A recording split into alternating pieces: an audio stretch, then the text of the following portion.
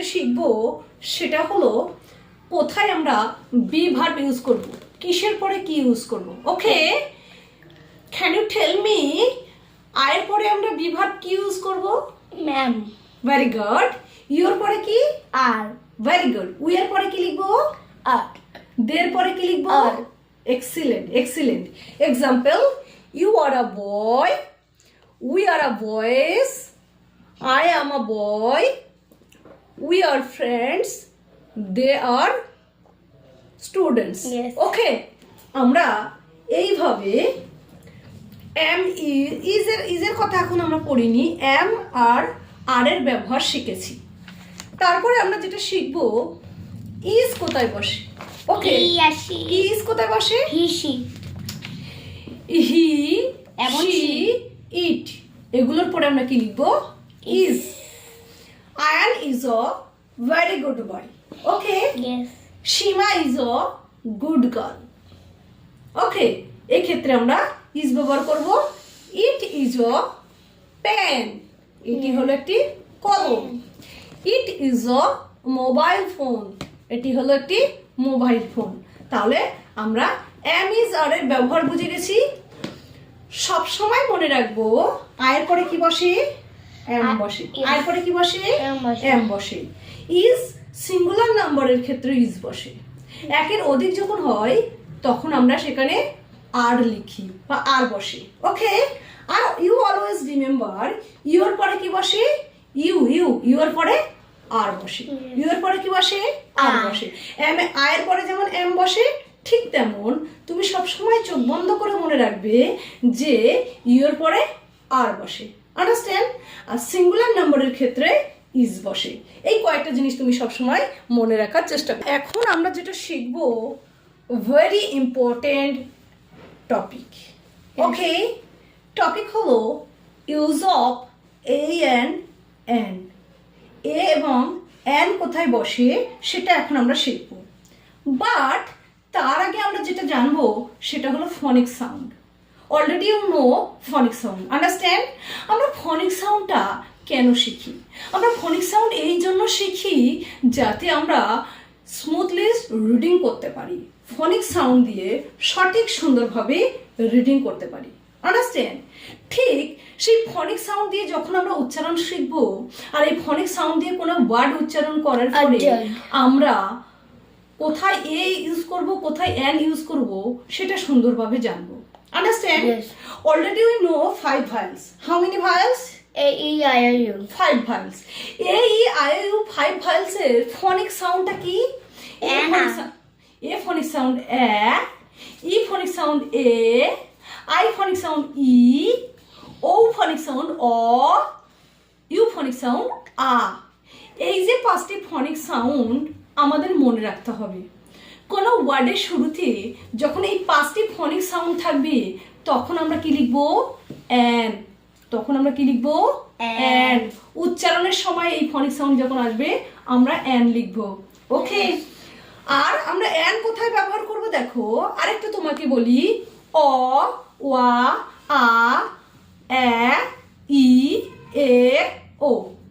কোনো ওয়ার্ড উচ্চারণের শুরুতে যখন এই ফনিক সাউন্ড আমরা উচ্চারণ করব তখন সেখানে একেবারে শিওর শর্টভাবে চোখ বন্ধ করে অ্যান ইউজ করব। আন্ডারস্ট্যান্ড? আমরা কোথায় এ ইউজ করব? কনসোনেন্ট। কোনো ওয়ার্ড যদি কনসোনেন্ট থাকে, কনসোনেন্ট ফনিক সাউন্ড দিয়ে শুরু হয়। ওকে, কনসোনেন্ট থাকে নয়, কোনো ওয়ার্ড যদি কনসোনেন্ট ফনিক সাউন্ড দিয়ে শুরু হয় সেক্ষেত্রে আমরা কি লিখবো? এ ইউজ করব। এই okay, you always remember consonant word দিয়ে যদি শুরু হয় সেক্ষেত্রে আমরা কি করব? এই লিখব। কিছু জিনিস দেখো কনসোনেন্ট দিয়ে শুরু হলে আমরা এ লিখবো, এটা যেমন করতে পারি। কিছু কিছু ব্যতিক্রম থাকার কারণে আমরা এই কথাটা আর বলবো না যে কনসোনেন্ট দিয়ে শুরু হলেই তার আগে লিখবো। কি বলো? কনসোনেন্ট ফনিক সাউন্ড দিয়ে শুরু হলে তার আগে আমরা কি লিখবো? এই লিখবো, এই। আন্ডারস্ট্যান্ড? এক্সাম্পল, আর আরেকটা জিনিস মনে রাখো, ইউ এর উচ্চারণ যখন ইউ এর মতো হবে, কনসোনেন্টের মতো হবে, তখন আমরা কিন্তু আ লিখবো। ইউ এর উচ্চারণ যখন ইউ এর মতো হবে তখন কিন্তু যে ইউটা ভয়েল বলে এই আয়ু 5 ভায়েলস এর মধ্যে আছে বলে আমরা সেখানে অ্যান লিখবো, দ্যাট ইজ রং। কারণ ইউ এর ফনিক সাউন্ড কি আ। আ। যেখানে ইউ এর উচ্চারণ আয়ের মতো হবে সেখানে আমরা অ্যান লিখবো, বাট যেখানে ইউ এর উচ্চারণ ইউ এর মতো হবে, কনসোনেন্টের মতো উচ্চারণ শুনতে লাগবে, সেক্ষেত্রে আমরা এ ব্যবহার করব। ওকে, Yes. Example honest, HONEST, honest, অ উচ্চারণ হচ্ছে তো এখানে, হনেস্ট তো বলছি না আমরা, কনসোনেন্ট দিয়ে শুরু, বাট এখানে সাউন্ডটা কি আসছে অ সাউন্ড, ফনিক সাউন্ডের মতো আসছে। সো অনেস্টের আগে আমরা কি ইউজ করব, অ্যান। কি ইউজ করব, an. MLA, MLA, MLA। M এর আগে তুমি বলবে এম তো কনসোনেন্ট দিয়ে শুরু, তাহলে এখানে আমি কি লিখবো, এখানে আমি এ বসিয়ে দেবো, দ্যাট ইজ রং। বাট তুমি ফনিক সাউন্ডটা দেখো, MLA, আগে আসছে তো, MLA। সো এখানে তোমাকে কি লিখতে হবে, অ্যান MLA। ওকে, SDO, তুমি তো বলবে এস তো মাম্মা এটা তো কনসোনেন্ট দিয়ে শুরু, তাহলে আমি এর আগে কি লিখে দিব, কনসোনেন্ট দিয়ে শুরু আছে বলে আমি এই লিখে দেব, but that is wrong because an বসবে কেন, এস ফনিক সাউন্ড আমরা কি দিয়ে শুরু হচ্ছে, এস দিয়ে শুরু হচ্ছে, সো আমরা অ্যান SDO লিখবো। আন্ডারস্ট্যান্ড? নেক্সট আমরা ইউ এর কয়েকটা ব্যবহার দেখে নিই। আমব্রেলা, ইউ ভায়েল দিয়ে শুরু, বাট ফনিক সাউন্ড এখানে কি আ, অ্যান আমব্রেলা। ওকে, বাট যখন এখানে এরকম থাকবে ইউনিভার্সিটি, ইউ দিয়ে শুরু, ইউ তো ভায়েল, তাহলে তুমি কি লিখবে, an university, never, that is wrong because U এর ফনিক সাউন্ড কি হচ্ছে, ইউ এর মতো উচ্চারণ হচ্ছে, ইউ কনসোনেন্টের মতো উচ্চারণ হচ্ছে।